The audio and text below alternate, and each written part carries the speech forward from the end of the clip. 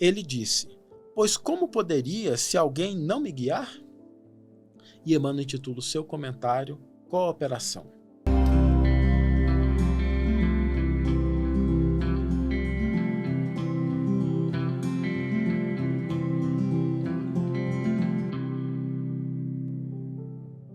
Olá, meus amigos, olá, minhas amigas, sejam todos muito bem-vindos. Nós estamos começando o nosso programa Reflexões com Emmanuel.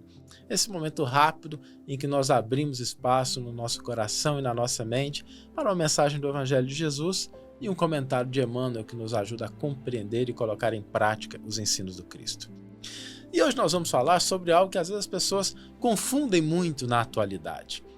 Algo que é super valorizado, tem seu valor, tem seu papel, tem o seu local, mas que às vezes é superestimado em relação ao que representa na base das nossas conquistas. Estamos nos referindo àquela visão que muitos de nós temos, que as grandes obras, as grandes conquistas, as grandes realizações se dão com base na competição. Uma pessoa, para ter êxito, para ter sucesso, ela precisa competir, vencer os outros, e embora em algumas situações pequenas a gente pode até entender essa postura, quando tratamos de conquistas legítimas, de avanços reais, daquilo que realmente faz diferença, a competição, ela não é o mais importante. Muito pelo contrário. O que é mais importante para grandes conquistas, para grandes realizações, é a cooperação. E a própria natureza nos dá exemplos notáveis em relação a isso. Nós temos relações na natureza que são relações de competição. São relações em que temos o predador que se alimenta da presa, mas essas relações são relações que estabelecem conquistas de curto prazo.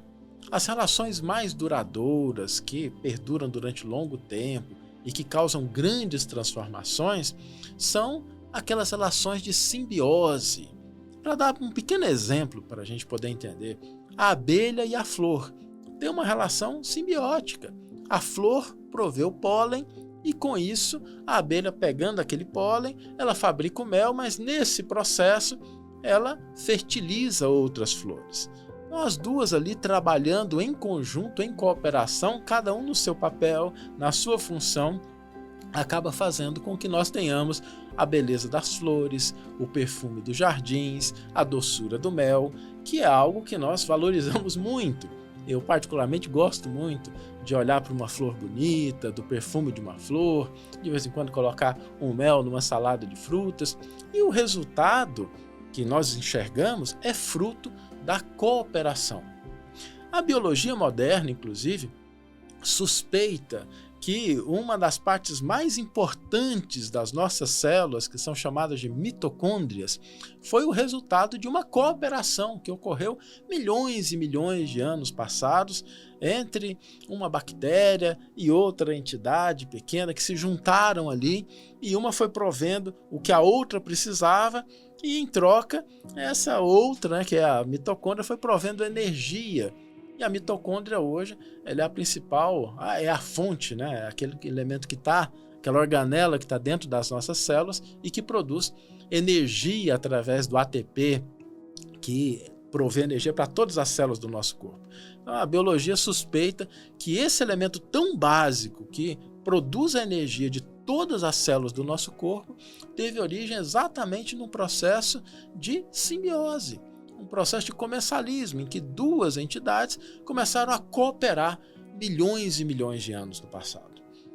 Por isso nós precisamos revisitar e rever o nosso conceito quando estamos buscando conquistas reais, duradouras, aquelas que realmente farão diferença para o maior número de pessoas e no maior tempo possível.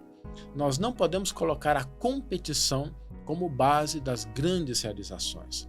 A cooperação é que resulta em grandes realizações. E se nós formos olhar na própria história do cristianismo, nem o Cristo prescindiu de colaboradores. A mensagem do Cristo chegou até os nossos dias graças à colaboração de muitas pessoas que nós conhecemos. Nós temos aí Mateus, Marcos, João, Paulo de Tarso, nós temos os grandes apóstolos, aqueles que foram continuadores, E essas pessoas colaboraram. Jesus escolheu 12 apóstolos que cooperaram com ele, 70 pessoas que colaboraram no círculo mais amplo, 500 pessoas, os 500 da Galileia. Ou seja, o Cristo nos deu esse exemplo de que a mensagem, de que a sua tarefa de amor e luz, ela não prescindiu de colaboradores. E quando nós começamos a compreender esse elemento, algo de muito importante acontece na nossa vida, porque nós começamos a enxergar em que ponto, com o que nós estamos colaborando. Começamos a nos reconhecer como um elo numa grande cadeia de transformação, de mudanças. Informações chegaram até nós aprendemos determinadas coisas graças à contribuição de outros, e aquilo que nós estamos fazendo, seja de maneira singela, cuidando da casa, das tarefas tão importantes de manter uma família estruturada, das atividades que a gente faz de alimentar, de produzir um alimento no campo doméstico, ou do campo do trabalho, do campo social, nós estamos também fornecendo algo que será, por sua vez, utilizado por outras pessoas numa grande cooperação em termos de crescimento. Cada um de nós é um elo.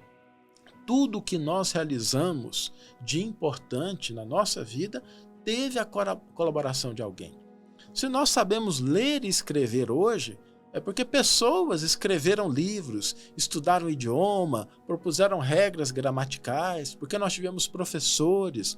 Se nós estamos aqui conversando hoje, seja para você que está assistindo o vídeo ou que está ouvindo o áudio, é porque pessoas colaboraram. Tem pessoas aqui no estúdio também que estão com a gente, gravando, tem outras pessoas que vão editar, tem pessoas que vão disponibilizar.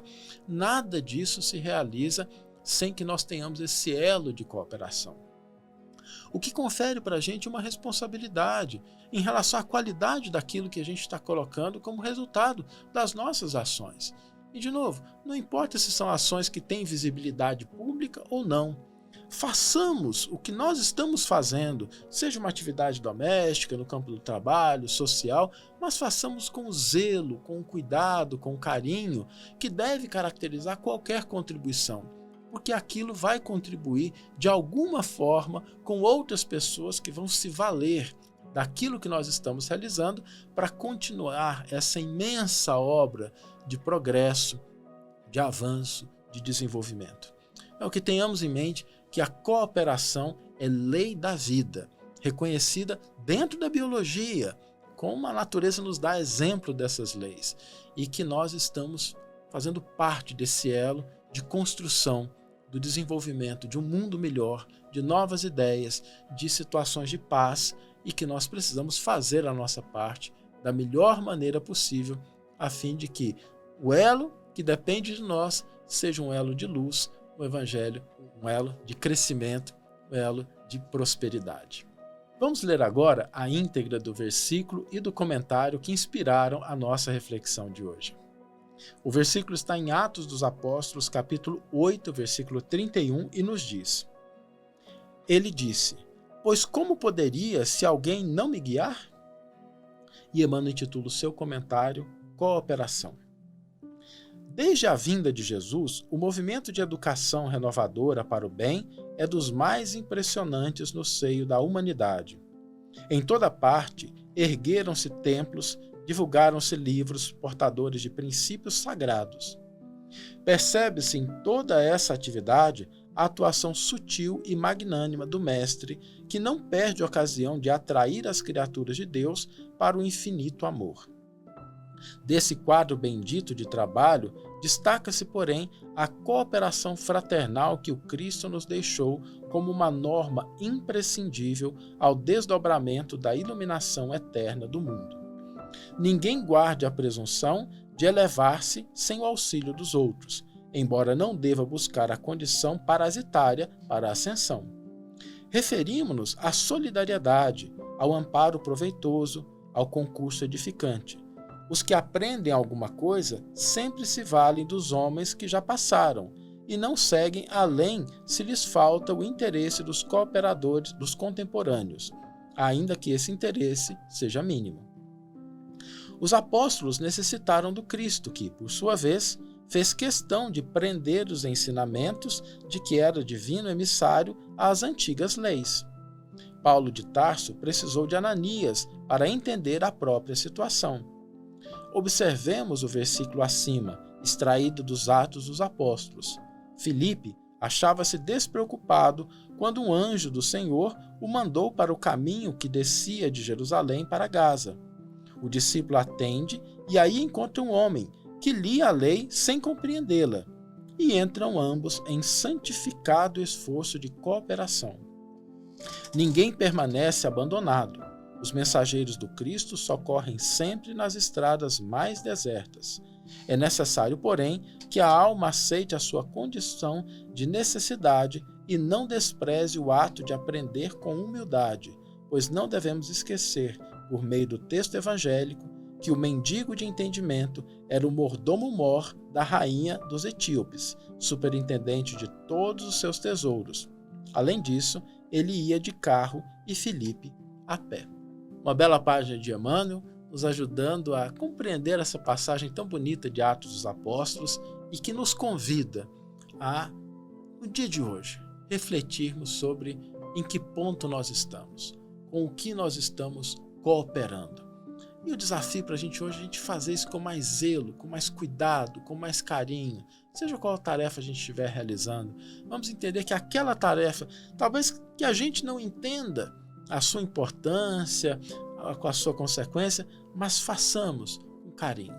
Se a gente está cuidando de casa, se a gente está no nosso trabalho, zelemos por essa oportunidade que a vida nos confere de sermos um elo de cooperação no crescimento, no desenvolvimento, no progresso, no aperfeiçoamento. Que tenhamos todos uma excelente manhã, ou uma excelente tarde, ou uma excelente noite, e que possamos nos encontrar no próximo episódio. Um grande abraço e até lá.